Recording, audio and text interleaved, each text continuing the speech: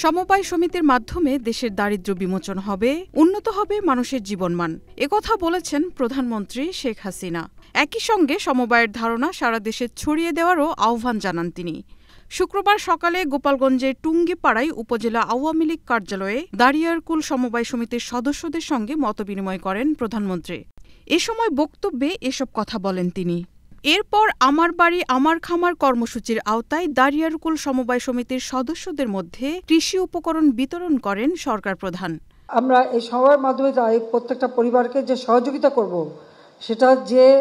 সেটা থেকে যে উৎপাদন হবে, সেই উৎপাদন থেকে কেউ যদি 100 টাকা জমাতে পারে, তাহলে সরকারের কাছ থেকে আরও 100 টাকা দেওয়া হবে 2 বছরের জন্য। সেটা জমা হবে তার মূলধন হিসেবে।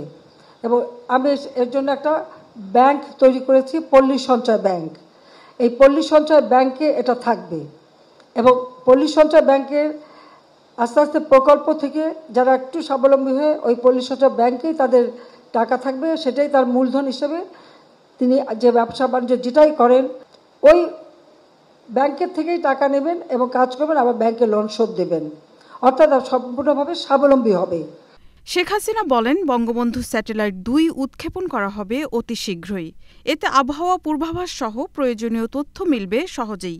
সভায় পরিবেশ রক্ষায় সবাইকে গাছ লাগানোর আহ্বান জানান প্রধানমন্ত্রী। বঙ্গবন্ধু 1 উৎক্ষেপণ করার ফলে এই যোগাযোগটা, আমাদের তথ্য প্রযুক্তি যোগাযোগ আরও সহজ হয়ে গেছে। কিন্তু একটা স্যাটেলাইটের মেয়াদ থাকে 15 বছর। আমরা যেটা এখন করেছি প্রায় 10 বছর হয়ে গেছে, আমাদের কিন্তু 15 বছর আগে আরেকটা করতে হবে, নইলে এটার মেয়াদকাল শেষ হয়ে গেলে এটা চলবে না। সেটা এখন থেকে আমরা দ্বিতীয় স্যাটেলাইট নির্মাণেরও ব্যবস্থা নিয়েছি, যাতে এবং সেটা আরও শক্তিশালী হবে। সেখানে আমাদের আবহাওয়া বার্তা থেকে শুরু করে সব ধরনের সুযোগ আসবে। এর আগে সকাল 10টা 5 মিনিটে টুঙ্গিপাড়ায় জাতির পিতা বঙ্গবন্ধু শেখ মুজিবুর রহমানের সমাধিতে পুষ্পস্তবক অর্পণ করে শ্রদ্ধা নিবেদন করেন তিনি। এরপর বঙ্গবন্ধু সহ 15 আগস্ট নিহতদের রুহের মাগফিরাত কামনায় বিশেষ মোনাজাত করা হয়। এই সময় বঙ্গবন্ধুর ছোট মেয়ে শেখ রেহানা সহ প্রধানমন্ত্রীর পরিবারের সদস্য ও আওয়ামী লীগ নেতাকর্মীরা উপস্থিত ছিলেন। Marufa Kamal, channel S news desk.